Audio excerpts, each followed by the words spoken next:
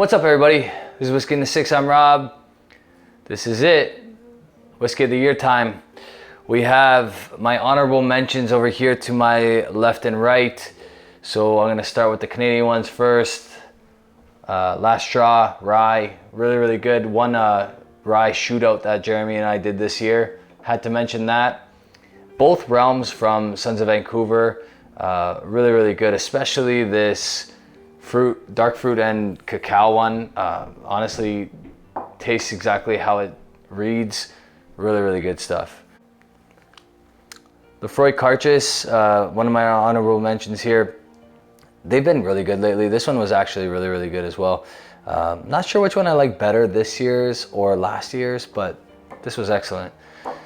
Glenallachie 18 is a staple on this bar. The only reason it's probably not on the list is because I've had it on the list before. Really good stuff. Really impressed with the new labeling as well. And then last but not least, just wouldn't be fair to have it in my top 6, but it was a fantastic whiskey. This was the Ben Romick collaboration with the Whiskey Rant.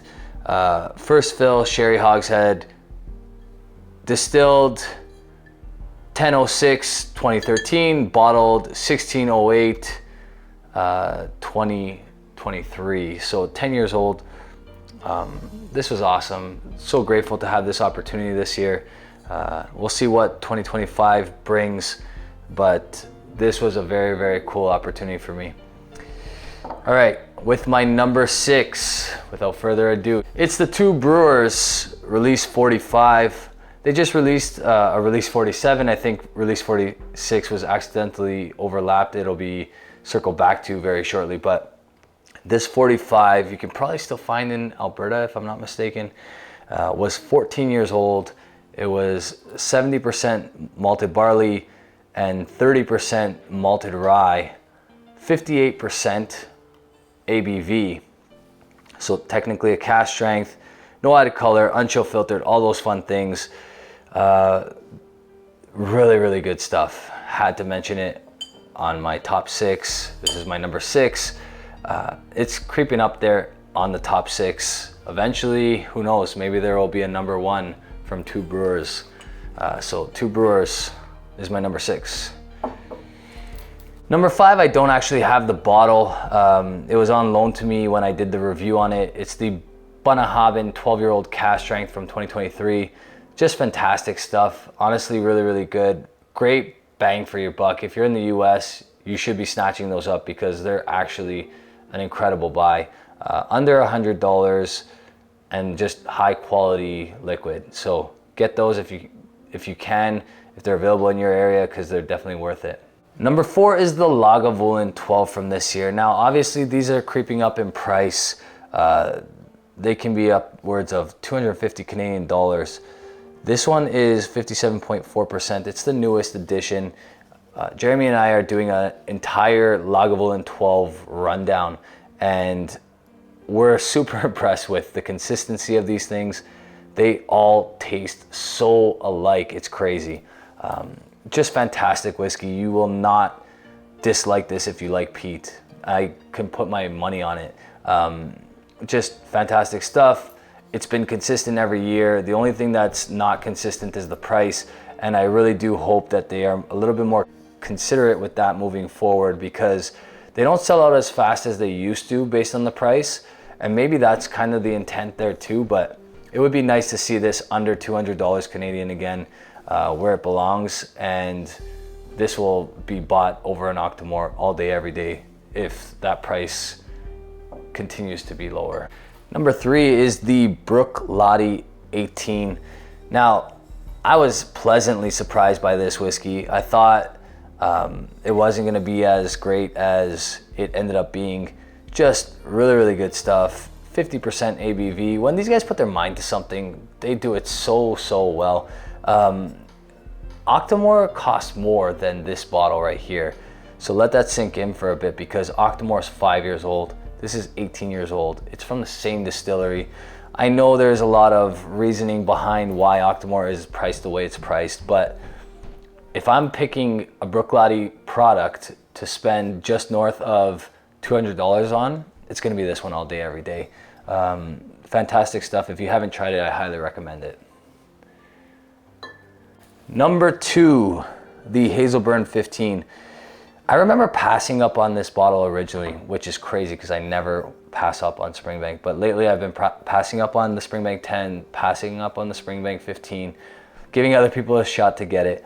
And I originally passed on this Hazelburn 15. 9,000 bottles, it's 55.8%.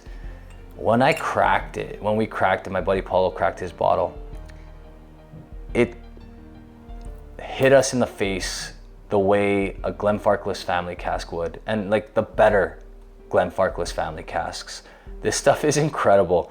Honestly, I was absolutely blown away. The only reason it's not my number 1 is because I don't think it's actually fair to put a Springbank in number 1 anymore because they're just so hard to come by. I know this one was hard to come by. I know not a lot of people got it.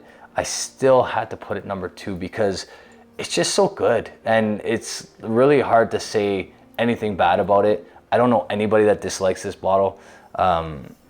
Fantastic liquid. If you can get it for sure. Spend upwards of $300 on this bottle because it's worth every penny. My number 1 is the Mikkel Tour Turbo. Now, there are people rolling their eyes, there are people celebrating, and it's crazy because it is those polar opposites that are happening right now. This, for whatever reason, and maybe purposely done, has such polar beliefs and polar feelings towards it. The Turbo is the heart of the hearts, as Billy Walker put it on the bottle. 71 ppm, so a little bit higher than the other 3 Mikkel Tours. The ABV is 50%. It's 5 years old. It was, I believe, just under $100 for this one. This one was the most expensive of the 4. Obviously the most sought after as well. I believe the least amount of bottles out of the 4. And all those things make me like really want to pick one of the other 4 as the lead. And in my opinion, they don't actually come close. I know that some people disagree with that completely. Some people prefer the original. They prefer the sherry. They prefer the chinkapin. This one for me just hits all the markers. It's the most unique whiskey I've ever had in my life. It's easy drinking at 50%.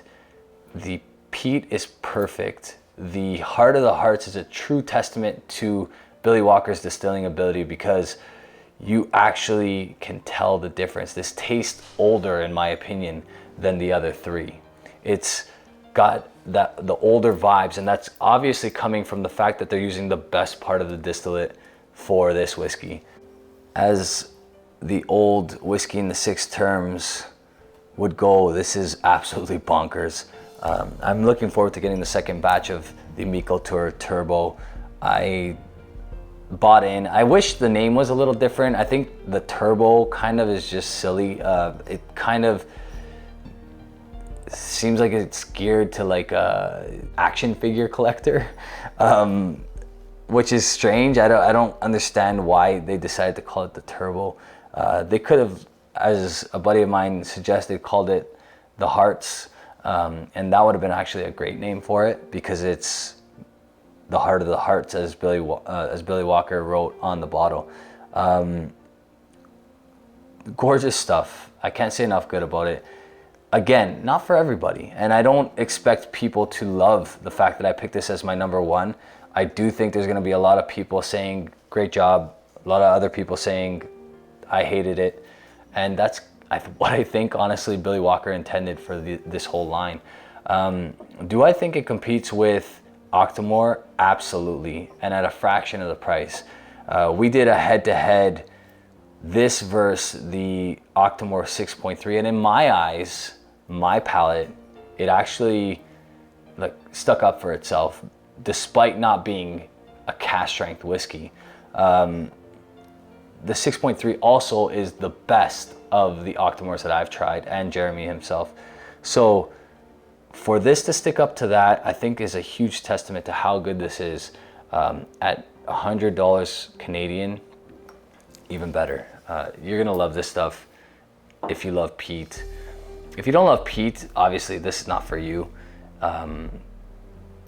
Maybe you will like some of the other ones if you like peat better than this, but just all around from start to finish, the most impressed I've been in whiskey in a regular bottle was with this one right here. All right, I've had some crazy experiences this year. I got to try a Gordon MacPhail Port Ellen 1982.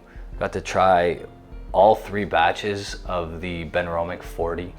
Got to try some really, really crazy stuff at Spirit of Toronto. Another really cool year of Whiskey in the Six. It's a time where I start to be a little bit reflective and appreciative of everything that this thing has offered me. And honestly, I really want to thank you guys for sticking around for what's been 9 years, probably today. It's been a long time. I feel like I know quite a few of you very well, even though a lot of you I've never actually met in person. It's been a really cool ride, and I hope to continue doing it. So I'll see you guys in 2025. Cheers.